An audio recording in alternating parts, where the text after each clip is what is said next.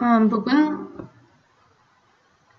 Сәтбаев университетінің дипломды жұмыс және де басқа да оқу жұмыстарын рәсімдеуін көрсетемін. Бүгінгі дипломды жұмыс мысалында әзірлеуін, стандарт бойынша әзірлеуін қарастырамыз. Мынау бізде 2023 жылғы жаңа стандарт. Бұл жерде ең бастысы оқу жұмысы қандай элементтерден тұратын көрсетілген. Бізге қазір керектігі дипломдық жұмыс. Бірінші кестеге қарайтын болсақ, мына жерде екінші бағанада дипломдық жұмыстың элементтері көрсетілген. Яғни дипломдық жұмыс мұқаба, яғни обложкадан тұрады. Обложкадан кейін титулдық бет кетеді, тапсырма, аңдатпа, 3 түрде жүреді. Жұмыстың мазмұны кіріспе, негізгі бөлім бірнеше бөлімдерге бөлінеді. Қорытынды, егер де жұмыста қысқартылған терминдер болатын болса, оны бөлек шығарып, қысқартылған терминдер тізімін көрсетеді. Пайдаланған әдебиеттер тізімі, қосымша, егер де қосымша болатын болса, және жұмыстың ерекшеліктері. Енді осы жұмыста мұқаба, титул беті, тапсырмалар бұл осы стандарттың А, Б қосымшаларында көрсетілген. Бұл стандарттың 27-ші бетінде А қосымшасының мысалы және үлгісі көрсетілген. Қалай жазу керек екен. Б қосымшасында бұл титулдық бет, яғни Ада бұл мұқаба, яғни обложка. Б қосымшасында титулдық бет. В қосымшасында жаңағы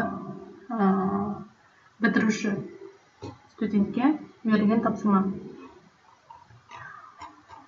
Енді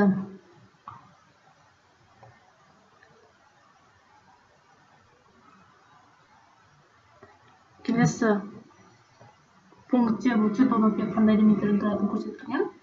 Бұны қара кеттік. Тапсырманы да қарадық. Аңдатпа. Аңдатпа бұл аннотациямыз. Бұл аңдатпа сөзі бас әріптермен жазылады, жолдың орта жағында жазылады.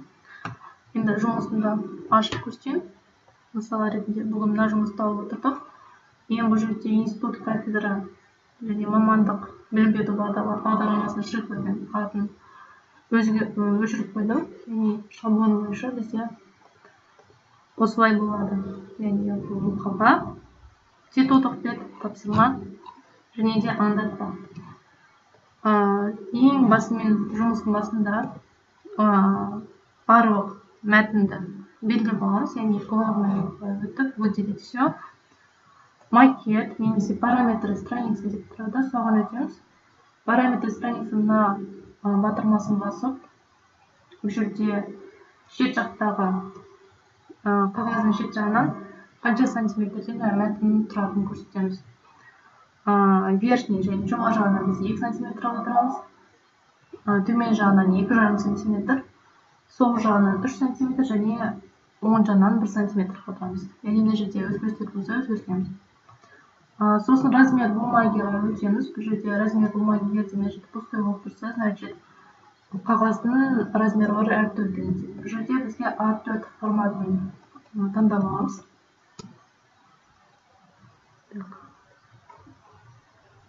A4 тек қана A4 плюс, A4 перевернутый деген қажеті жоқ.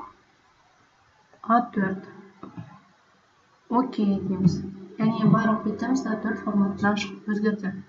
Егер де бұны жасамайтын болса, кейін қағазды принтер арқылы шығаратын болса, шеткі полялары өзгеріп кетеді. Енді аңдатпаға өтейік. Сосын айтар кетерім, бастапқы 5 бет, яғни мұқаба, титулдық бет, тапсырма және аңдатпалар 12-ші шрифтпен жазылады. Яғни главный өтеміз. 12-ші шрифтті таңдап аламыз. Біз жаңағыдай выделить все таңдап алайық. Бізде барлық текстте Times New Roman шрифті қолданылады. Яғни главныйда shifting ішінен Times New Roman'ды қоямыз. Негізгі және барлық жұмысқа қатысты стандарттан жасап жатырмыз. Енді қазір абзацқа өтейік. Абзац бұл жерде отступы и интервалға өтеміз. Барлық жерде перед интервалын өзгертеміз. Бұл жерде қалғанын текст жазып отырған кезде өзгерте отырамыз. Интервал перед 0, после 0, между строчно 1 на 2 таңдап қоямыз. Болды. Яғни бұны таңдағаннан кейін менде мысалы тексттарын өзгерді. Бұл дегеніміз жұмысымызда мына жерде бізде межстрочный әртүрлі болды. Енді одинаковый емес, множитель немесе басқа интервал тұруы мүмкін. Енді аннотацияны жөндейміз. Жаңа стандартта айтылып кеткен үш тілдегі аңдатпа бір бетте орындалады дейді. Яғни үш тілде аңдатпаны бір бетке жинаймыз. Бізде мына жерде қарасақ, бір бет емес, жаңа үш бетке бөлініп тұрған. Яғни былай делет арқылы өшіре отырып. Яғни бізге оңай болу үшін барлық знактарды қосу үшін біз главныйда абзацтың ішінен мына батырманы қосып, отобразить все знаки деп осыны қоса отырып, барлық знактар көрші осыны қосып аламыз. Яғни аңдатпа деген сөз бас әріппен жазылады, ортасында тұрады. То есть мына жерге абзацтан да по центру дегенге басқанда орта келеді. Егер де шет жағында мына жақта тұратын болса, по центруға қоямыз. Сосын аннотация сөзі мысалы қиғашынан выравнивание по ширине дегенде де бұны центрға қоямыз. Мынау кішкене былай жылжып кетті. Барлығын бір бетке жинап алайық. Енді ағылшыншасын бері қарай жинаймыз.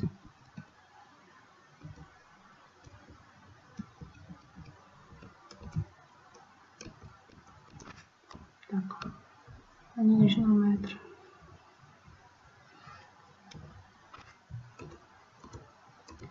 Екі қатар қалдырамыз. Мазмұн мен аннотация деген сөзге дейінгі екі қатар қаламыз. Аннотацияны бір қатар қаламыз. Бұны ортаға келдіреміз. Келдірдім. Менде бір беттен кішкене асып кетті. Сол себепті бір кішкене қысқартамыз өзгерістер. Бұл жерде жұмыстың авторы өз өзгертеді. Мысал ретінде жай соңғы сөйлемді ғана ала саламын.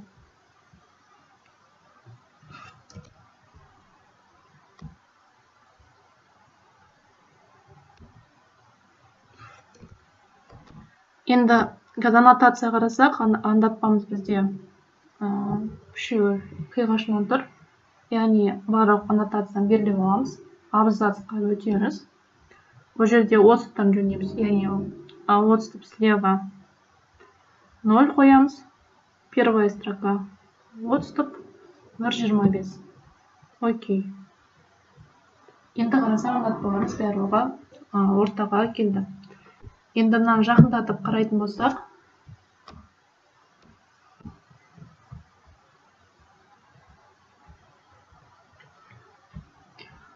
осы аннотацияда менің целью дипломной работы, целью артында бізге точкалар көрдіңіз. Яғни бұл жерде пробел қойып кеткен екен. Бұны пробелді алып тастаймыз. Және де ағылшыншада, екінші абзацта тоже пробел қойып кеткен, оны түзетіп алып тастаймыз. Жалпы аңдатпаны бітірдік. Енді жаңағы мазмұнымыз ары бері секірмеу үшін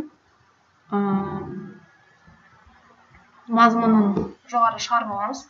Яғни мыналарды белгілеп делет арқылы өшіріп тастаймыз. Және де мазмұнның алдына разрыв страницы қоямыз. Себебі жаңағы не өзгерген сайын мазмұн ары бері секірмеу үшін.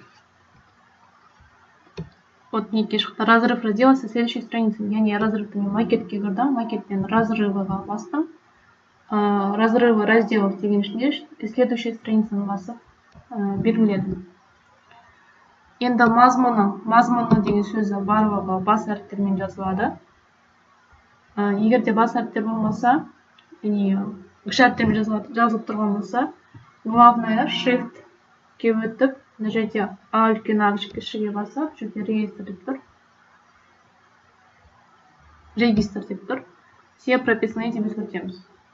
Сосын бұл қалың жазумен жазылу керек. Жирныға қоямыз. Полужирный. Сосын ортада тұрады. То есть выравнивание по центру. Абзацтан қойдық. Енді мазмұнынан кейін бізде бір қатар алу керек. Мына жерде дұрыс тұр, бір қатар қалып тұр. Мұнда автоматическая таблица тұр. Бұны пока ала тұрам. Барлығы дипломды бітіргеннен кейін бұған қайтып келіп, қайта қоямыз. Пока мазмұн ала тұрам. Бұны ең артынан кейін барлық жұмыстар бітіргеннен кейін қойып шығам. Енді кіріспе сөздің алдына қоямыз. Тағы да макет, разрыв қоямыз. Әрбір кейін мазмұн қойған кезде кіріспе өз орнынан төмен кетпеу үшін. Кіріспе деген сөзі барлығы бас әріптен жазылады,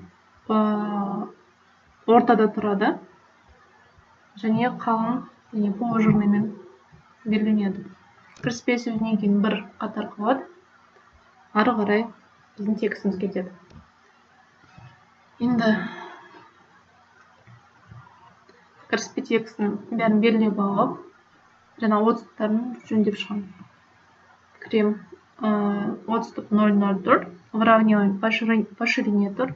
Первая строка отступ. Значит, 1 сантиметр топалған, бұл жерде бізде 1,25 болады. 1,25 өзгертем. Интервал бәрі дұрыс тұр. Окей. Болды, кіріспені бітірдім. Енді айта кетерім тағы да. Менде қазір кіріспені шрифті заголовкпен тұр. Соны қоясыздар.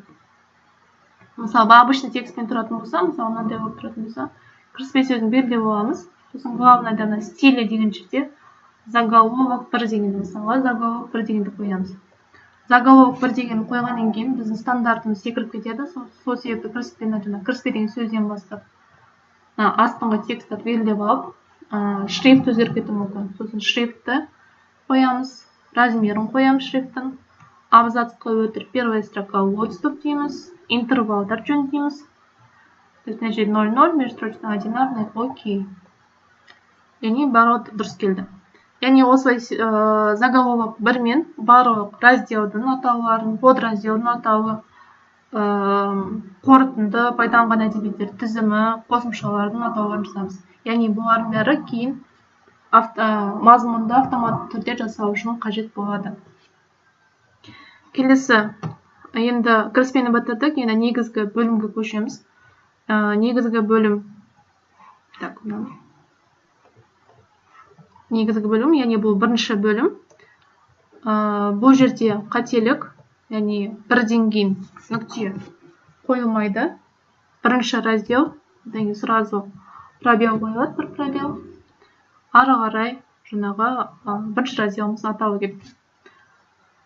Бірінші разделіміз атауынан кейін бір пробел тастаймыз. Яғни былай секірмеу үшін біз жаңағыдай разрыв қоямыз. Макет, разрывы, страница деп қоямыз. Енді разделдардың атауларын жазған кезде тек қана бірінші әріп қана бас әріптен басталады, қалған әріптер кіші әріптермен жазылады. Егер де атаулар болатын болса, атауларды бас әріптен жазамыз. Яғни главныйға өтеміз. Шрифттің ішінде мына жерде регистр басамыз. Как в предложениях дейміз. Яғни как в предложениях дейміз, бірінші сөйлемнің бірінші сөзі бас әріптен басталады, қалғаны кіші әріптермен жазылады. Так. Бізде Жәнібек кішкентай әріппен болып қалды. Мына жерде үлкен әріппен болу керек болатын.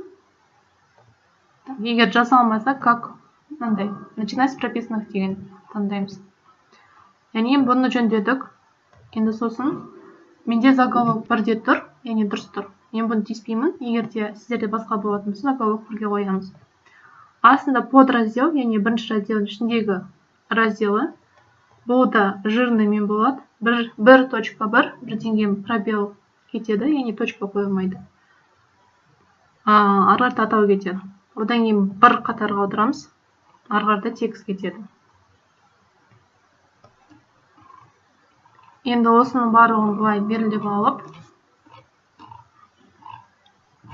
1-2-ге дейін белгілеп алам. Бұл жерде мен 30 тұп интервалдарын тексеріп шығам. Яғни 30.00, 30 тұп тұр. Мына жерде 1 см деп тұр екен, 1 см қате, 1.25. Окей. Енді осының ішіндегі мәліметтерді қарайым. Яғни мынаны өлшетін болса, бізде мынандай болып тұр. Яғни барлығы дұрыс тұр. Қараған кезде бізде мысалға тізбектер болатын болса, либо осындай сандармен жазамыз, немесе мына сызықшамен көрсетуге болады, және де буквалармен, және әріптермен көрсетуге болады. Сосын бұлардың несі 30 тұппен и астындағы мынандай жазулар болатын болса, мына шет жағымен бірдей болу керек. Яғни мысалға 5 табатын болса, 5 әрпі 1.25-тен бастау керек 30-пен, оның астында түскені бізде мынандай болу керек. Шет жағынан басталады. Мына жерде 20 ғасырда кішкене өзгеріс бар екен. Яғни мына жерде бізде мынандай болу керек. Так, осылай нормально болды. Енді сурет нумерациясын разделдің ішінде жүргізуге болады. Яғни бірінші раздел болса, бірінші раздел номер, яғни бірінші раздел точка, сосын сурет номері порядок бойынша. Бірінші сурет болса, бірінші раздел точка, бірінші сурет болады. Яғни бірінші номер кетеді, қысқаша сызық, яғни дефис. Одан сурет сөзі кіші әріптермен жазылады. Одан ұзын сызықша, яғни одан бір пробел кетеді. Ұзын сызықша, пробел және суреттің атауы бас әріптермен жазылады. Бұл бізде ортада тұру керек. Және де текст пен суреттің арасында бір қатар қалдырамыз. Одан сурет дегеннен бір қатар қалдырамыз. Одан кейін суреттің атауы кетеді. Суреттің атауынан кейін тағы да бір қатар қалдырамыз. Және де бұл суретке текстте, яғни мәтінде бізде сілтеме болу керек. Яғни ол сурет туралы айтылып кету керек. Мысалға, мына текст қарайтын болса, бұл жерде турасын өтіп екен. Бірінші сурет дегенде деп жақшаның ішіне жазған екен. Немесе жақшаның ішіне жазбай, бұлай жазуға бірінші суретке сәйкес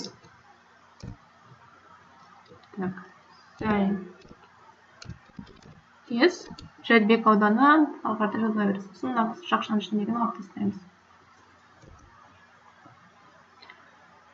Яғни осындай сілтеме болу керек.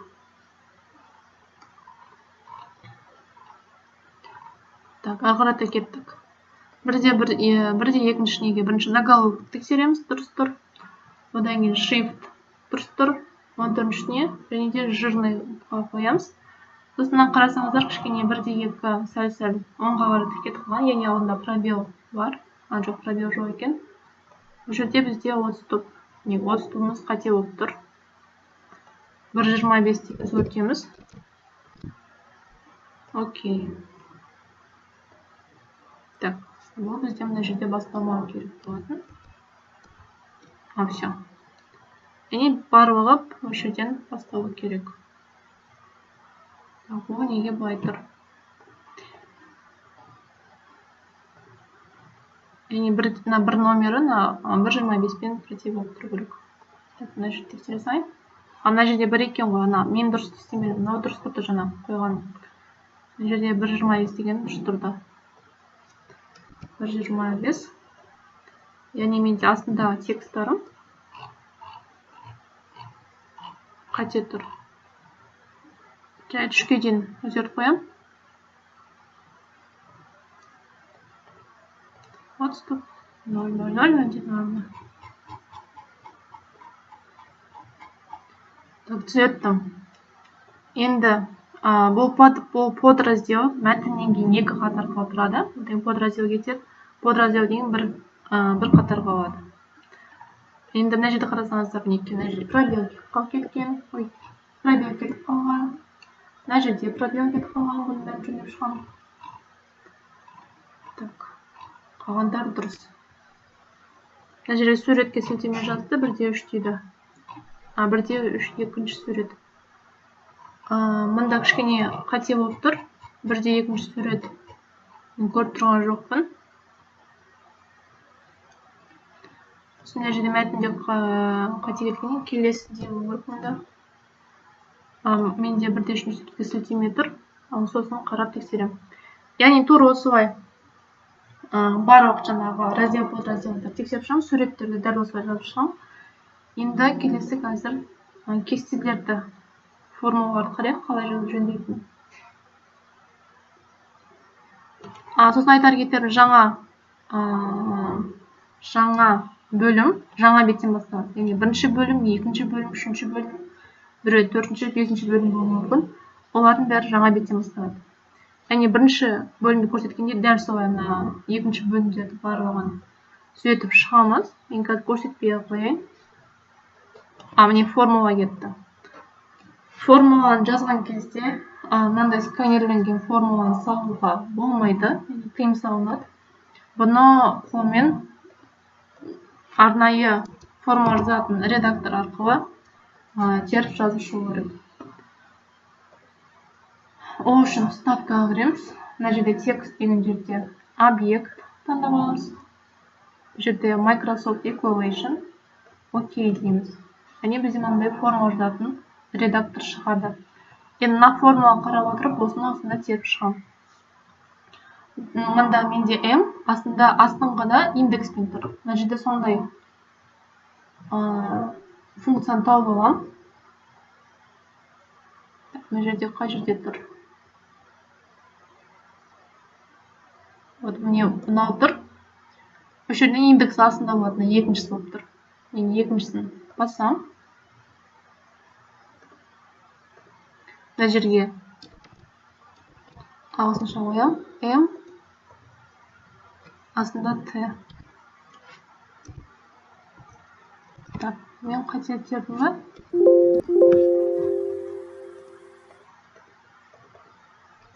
Так, қате. Қайта жазып көрейін.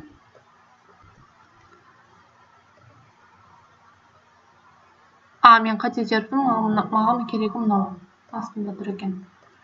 Мына жерге м жазамын, астына т жазамын. Так, басынан бастап келейін.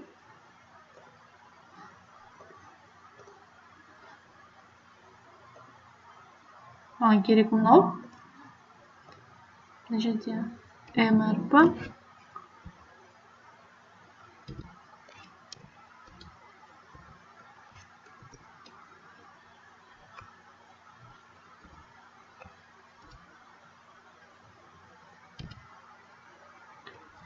Сосын тең.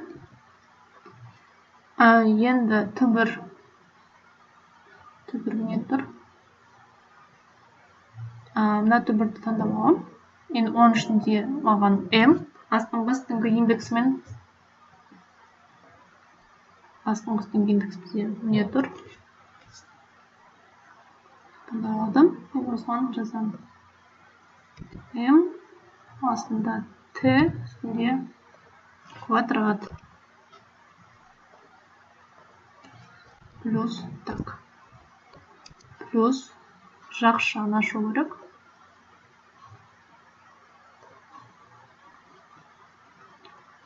Тағы да астында индекс таңдап аламын. Бұл жерде М болады. Астында бета символдарды мына жерде аламыз. Бета. Үстінде екі тырнақша секілді.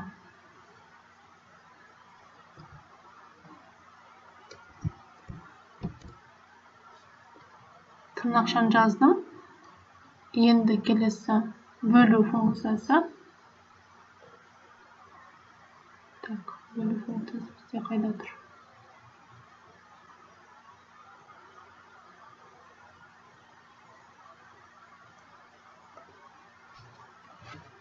немесе былай слэш қоя салуға болады. Бөлу сыртында квадрат, яғни біз мынаны белгілеп аламыз да, квадрат. Керісінше мынау бізде мына жерде тұру керек болатын.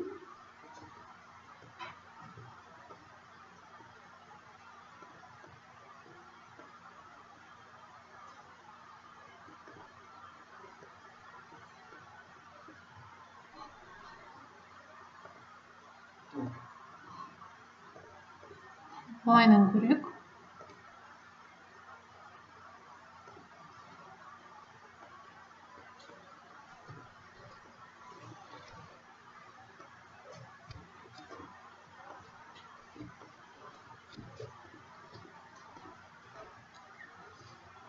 Бұл жерде қате жердім, бірінші квадрат емес.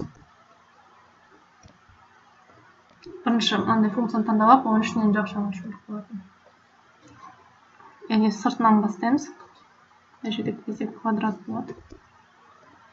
Енді қайтадан терең бастаймын.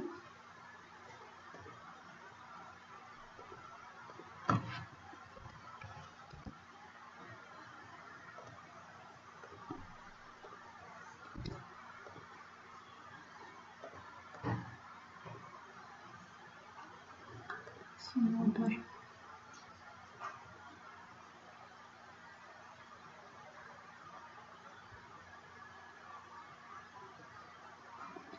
Міне клавиатурадан қоям.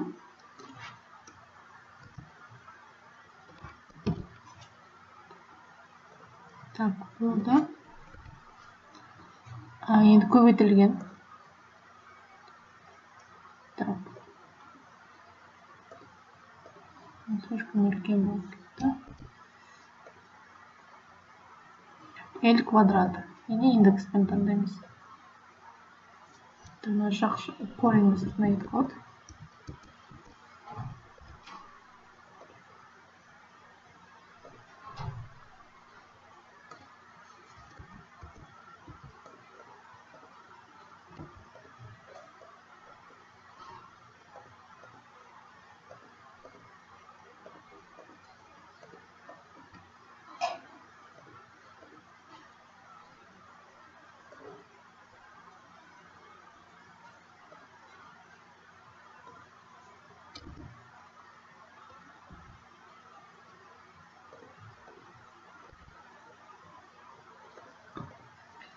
Яғни осы формуланы мен іздеп шықтым. Енді формуланы өшірем.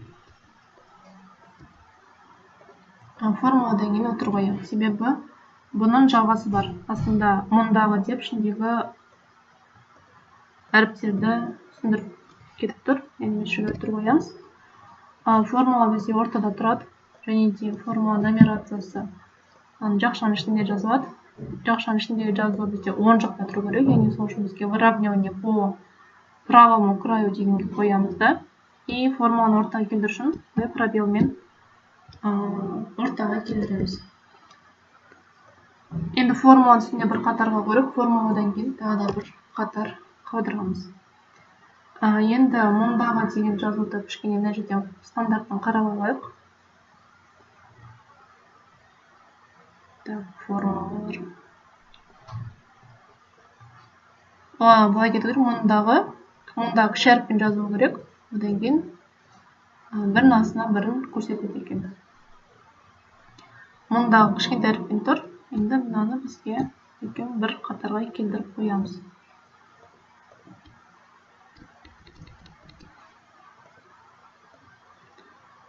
Болды. Осы біткеннен мына жерде точка.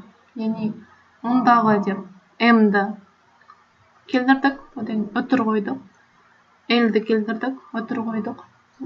L-ді кейін нүкте қойдық. Мына жерде бізде сөйлем бітеді. Яғни формуланы осылай нумерациялап қоямыз. Енді кестені қарайық бұл жерде. Қалғаны барлығымызды осылай алып түзетіп шығамыз. Енді кестені қарайық. Бұл жерде кесте болса, кестені қалай әзірлейтін. Суреттерді айттым. Так, айтылды. Bir surеттер. Ене мұнда кесте жоқ екен. Онда стандарт бойынша көрсете салайын кестелердің. Міне 5-5 тармақта көрсетілген. Мысал келтірген, қалай кесте. Кесте абзацтық отступпен жазылады 1.25. Бірінші кесте сөзі кетеді. К бас әріппен, қалғанда кіші әріппен. Одан бір пробел. Кестенің номері пробел жібересіздер. Ұзын сызықша пробел және кестенің атауы кетеді. Кестенің үстінде бір қатар қалдырады. Және кестеден кейін кестенің атауынан кейін бір қатар қалдырады. Сосын жалпы кестенің өзі кетеді. Кесте біткеннен кейін тағы да мәтін арасында, кесте мен мәтін арасында тағы да бір қатар қалу керек. Егер де кесте ұзын болып, ол бірнеше бетке бөлінетін болса, онда келесі бетке, яғни екінші бетке, мысалға 2/1 кесте болатын болса, 2/1 сызықша кестенің жалғасы деп курсивпен жазылады.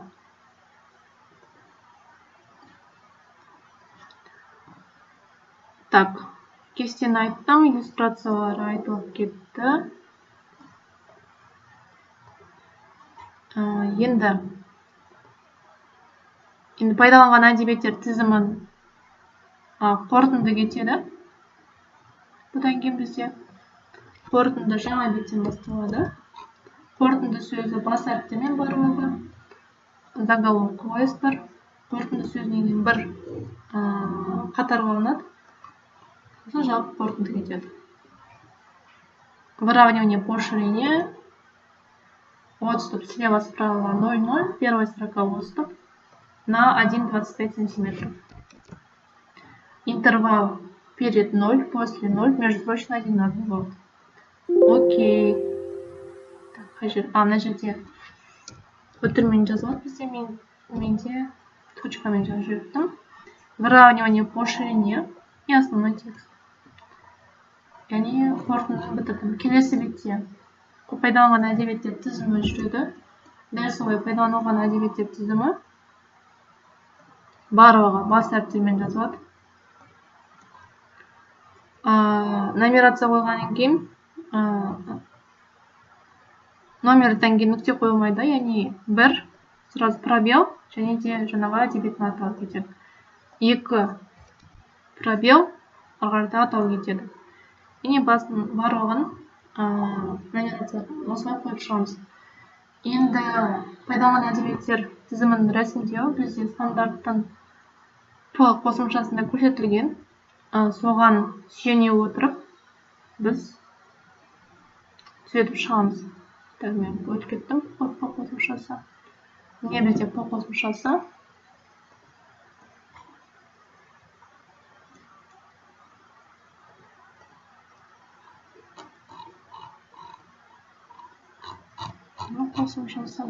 Қосымшасы. Бұл жерде әртүрлі әдебиетті қалай рәсімдеу керектігі көрсетілген. Яғни бірінші бізде бұл заң, яғни заңды жазған кезде осыған сүйене отырып жазамыз, яғни заңды Қазақстан Республикасы деп заңның шыққан датасы, яғни қай жылы, қай датада шыққаны, заңның номері жазылады және заңның атауы жазылады. Егер де заңға өзгерістер мен толықтырулар болатын болса, ол екінші мысалға келтіріп жазылады. Үшіншіде бұл жерде оқулық көрсетілген, яғни оқулық болатын болса, бірінші авторлар кетеді, ондан кейін оқулықтың атауы, қос нүкте, яғни двоеточие қойылады, одан кейін оқу құралы. Егер редакция болса, осылай жазады, подредакция Кәріпжанова деп, точка, сызықша, қай қалада шыққан, қос нүкте және қай жерде шыққан, яғни баспан жазылады. Үтір, қай жылы шыққан, нүкте, сызықша, неше беттен тұрады. Яғни тура осыған қарай отырып, біз мына пайдаланған әдебиеттерді жөндеп шығу қажет болады. Интернет көздері мына жерде көбінесе бізде учебное пособие, учебник, мынау да оқулық.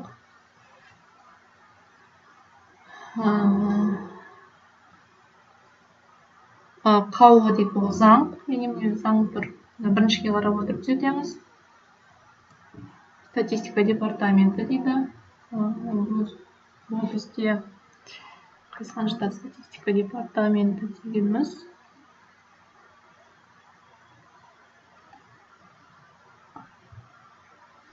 Журнал тұр, бізде көрсетілген. Конференция жинағы, еңбектер жинағы. 9-да көп интернеттен алған мәліметтер болады. Ол 9-ға қарап жөндеміз, яғни интернеттен алған мәліметтің авторын жазасыздар. Ол жаңа статьяның атауы жазылады. Қай жылы жаңа сайтқа салынды. И сайттың адресі жазылады. Оның бірде бұл жерде патенттер. Яғни мынау бізде жоқ екен, статистика департаменті. Бұл заңға сәйкестеніп ұқсастырып жазамыз. Яғни мына жерде қарап отырмын, мына жерде жер кодекс жаңағы бірінші жауге келеді.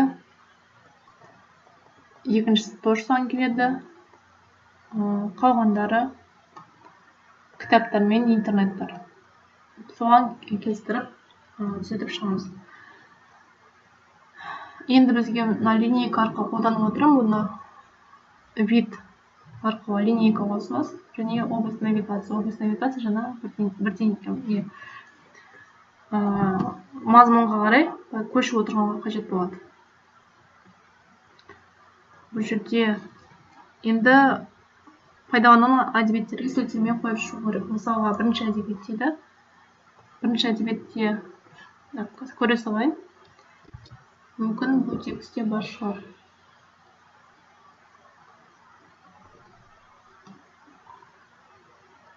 Яғни бұл жұмыста 24-ші әдебиет деп қойған. Бұл дұрыс емес, себебі 24 әдебиет бізде 12 әдебиет. 24, 31 дегендері қате бұл.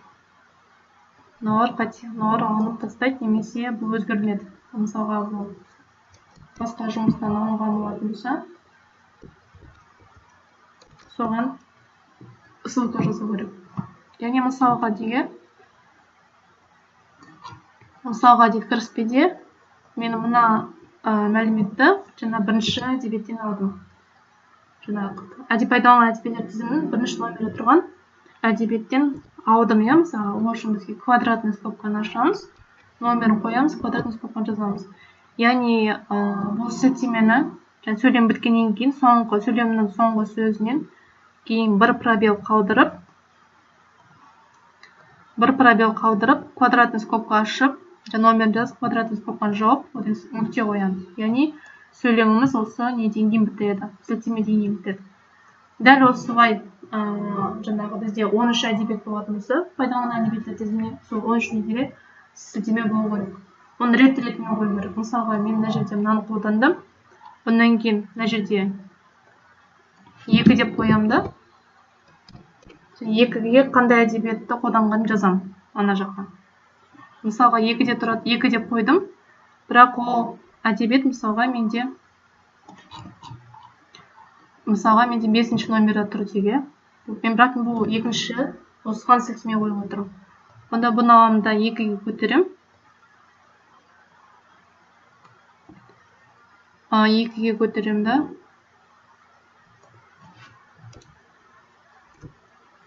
Осылай жазам. Яғни осылай рет-ретімен қойып шығамыз. Пайдаланған әдебиеттер тізімінен. Келесі қосымшалар. Қосымшалар пайдаланған әдебиеттер тізімінен болады.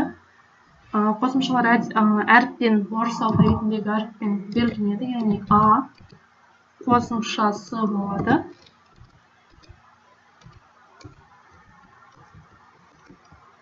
Қосымшасы.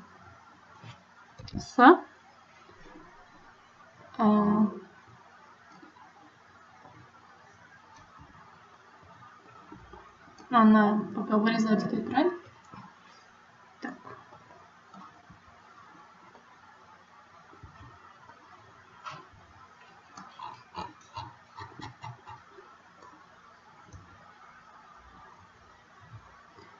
Конференция мазмұны дейді. Біріншіге қойыпты. Получается, осы мәлімет бойынша бұл конференцияда жарияланған екен. Бұндай болатын болса, А қосымшасы деп астына жазып қоямыз. Сурет. Бізде сурет ретінде тұр ғой. Қосымшада суреттерді біз басқаша белгілейміз. А1 сурет және сызықша қоямыз и және суреттің атауын жазамыз. Ортада тұрады. Егер де бірнеше қосымша болатын болса, А қосымшасы, Б қосымшасы деп орыс алфавиті бойынша кетеді. Және де А1 сурет, А2 сурет деп, жаңа егер А қосымшасына қатысты болса, Б қосымшасы болса, Б1 суреті деп қосымша жазамыз.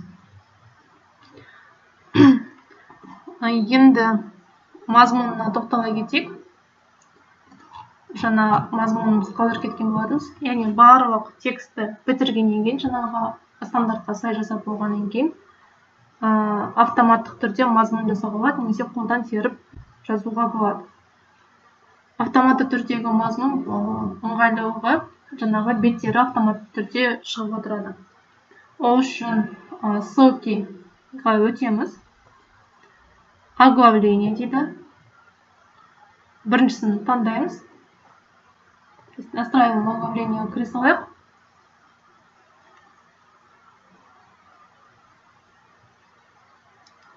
Уровни 3 дейді, тек қана бір уровень қоямыз. Заполнитель дегенге нет деген таңдаймыз. Бірақ менде нет деген дұрыс істемейді, қазір көрейік қойып. Заголовок параметрі кіріп, заголовок бір ғана қалады. Және барлығы бір линияда қалады. Окей. Номера по правому краю деген дұрыс. Окей дейік. Және бізде жаңағы басында қойдық қой біздің заголовок, шрифтің заголовок бір дегенге, стильді. Сонымен берілген барлық нелер шықты. Дипломда жұмыс деген сөз шығып кеткен екен. Осыған мышканы келетін болсақ, мындай ссылка шығады. Контролды басып отырып, мындай қол шығады. Қол шыққан кезде, басқан кезде сол сөйлемге өтеді. Яғни дипломда жұмыс деген бізде заголовкпен белгіленген екен. Бұны біз аламыз да обычный деген текстке ауыстырамыз. Ауыстырып және орнына қайтып қоямыз. Енді қайтадан кіріспе өтеміз. Енді бұны қайтадан жөндеу үшін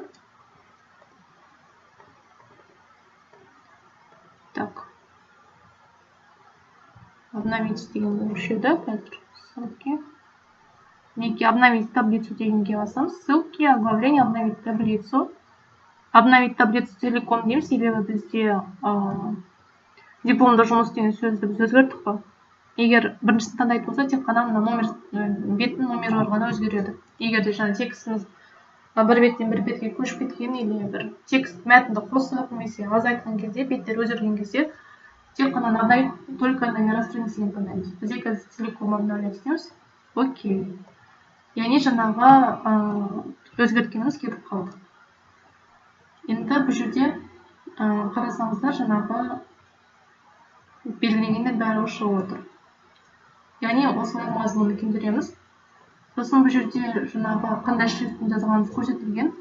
Мазмұнда бізде сөздер бас әріптен басталып, қалғандары кіші әріптермен жазылуы керек. Бұл стандарт бойынша. Енді бұны өзгерту үшін просто мына керек сөздерді былай таңдап аламыз. Мысалы кіріспе К бас әріп, қалғанда кіші әріптен болу керек. Главныйға өтіп, начать прописанных текстом. Так, как в предложениях деймін. Кіріспе өзгерді. Дәл солай жаңағы бас әріптерден тұрған, мысалы қорытынды сол кезде сондай болып тұр. Пайдаланған әдебиеттер тізімі болады. Жалпы жұмысты осылай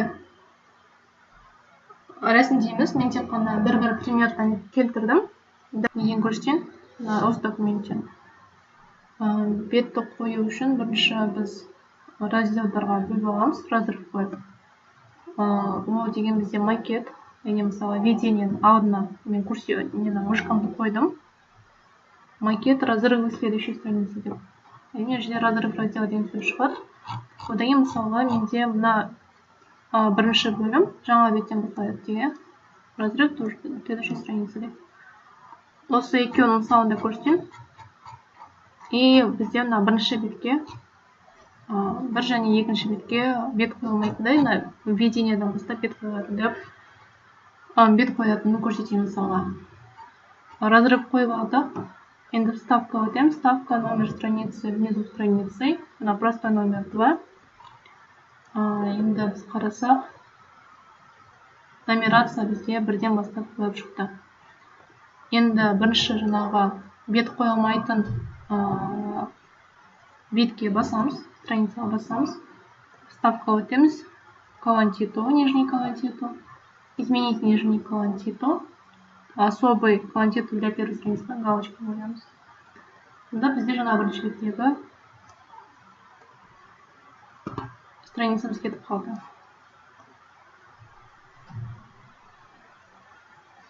Так. Бізде мына бетте тұрады ғой. Және мына жерде тұратын болса, тікадан өшсем барлығы өшіп кетеді. Өшкен жоқ. Өшіп кетті. Енді әр бетке осымен комментаторы қойып шығамыз. Менде мына екі бетке болған екен. Мына екеуі бірге қосып есептеп. Және ол үшін мына бет есептеу үшін мына алдына да разрыв страницы қоюым керек. Макет, разрывы, следующая страница. Сонда менде астында беті жоғалып кетті. Енді введениеден бастап менде беттер тұры бұл дұрыс. Яғни введениеға, мысалға введение менде үшінші емес, мысалға 6-шы беттен басталатын болса, введениедағы бетке қоямыз такой жерден басып. Вставка, номер страницы, формат номеров страницы, начать деген жерге, мысалға 6-шы беттен басталатын болса, 6 деп қоямыз. Сонда бізде введение 6-шы беттен бастап тұр, 6, 7 деп ары қарай есептеліп тұр. Осылай беттерді қоямыз.